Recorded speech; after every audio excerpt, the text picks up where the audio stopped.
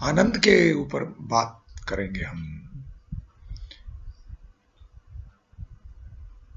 एक वाक्य याद आ रहा है मुझे, जो मेरे गुरुजी बोलते थे कि आनंद के जरिए से आनंद को प्राप्त करने की कोशिश कर रहा है। अगर हम इस दुनिया में जितनी भी एक्टिविटीज हैं, किसी भी तरह के कार्यकलाप को लें, कोई भी तरह के, तो उसका एक यूनिफॉर्म पर्पस अगर हम ढूंढना चाहें कि इन सब का क्या कोई ऐसा मकसद है जो सभी में बराबर है,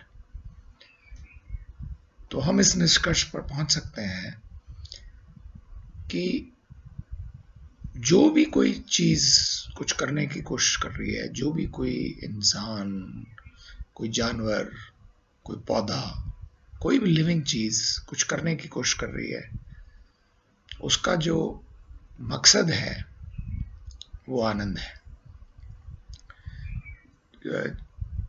अगर मैं बीमार हूं, उससे दुखी हूं, तो उस बीमारी से मैं क्यों फ्री होना चाहता हूं?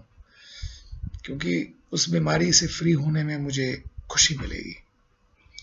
इसी तरह से मान लीजिए मैं बहुत गुस्से में हूं,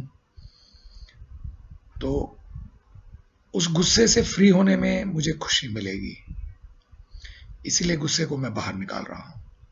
मान लीजिए मैं कुछ खोज कर रहा हूं, कोई चीज इन्वेंट करने की कोशिश कर रहा हूं, तो वो इन्वेंट करने की कोशिश इसलिए कर रहा हूं ताकि उस इन्वेंशन में मेरे को खुशी मिलेगी।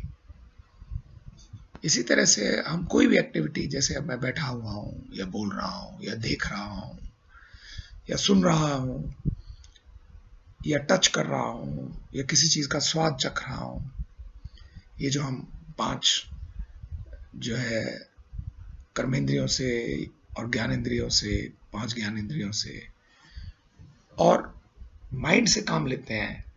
माइंड भी किसी भी प्रॉब्लम के बारे में कभी भी कुछ सॉल्व करने की कोशिश करता है, उसका मकसद ये है कि सॉल्व करके वो एक ऐसी स्थिति में आ जाए, एक ऐसे हालात में आ जाए जिसमें वो शांत हो, खुश हो, स्टेबल हो, उसको कोई टेंशन ना हो, इन सिंपल वर्ड्स। तो ये एक यूनिफॉर्म मकसद है। एक बर्ड जब स्काई में उड़ती है या अपना घोंसला बनाती है या अपने बच्चों को बड़ा करती है, सबका मकसद यही है।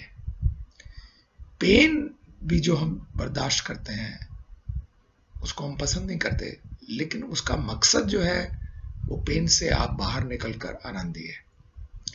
तो ये अगर हम यूनिफॉर्म पर्पस को समझते हैं जो नेचुरल है इस दुनिया में, तो अब जो नेक्स्ट क्वेश्चन ये है कि जो इंसान के अंदर ज्ञान है, उसके अंदर जानने की ताकत है, समझने की ताकत है, क्या उसका प्रयोग इस तरह से किया जा सकता है और किस उस कितना बेहतरीन तरीके से उसका प्रयोग किया जा सकता है, जिसमें इस आनंद को और स्ट्रॉन्ग, स्टेबल और लंबा किया जा सके। That is the next question. और हम जो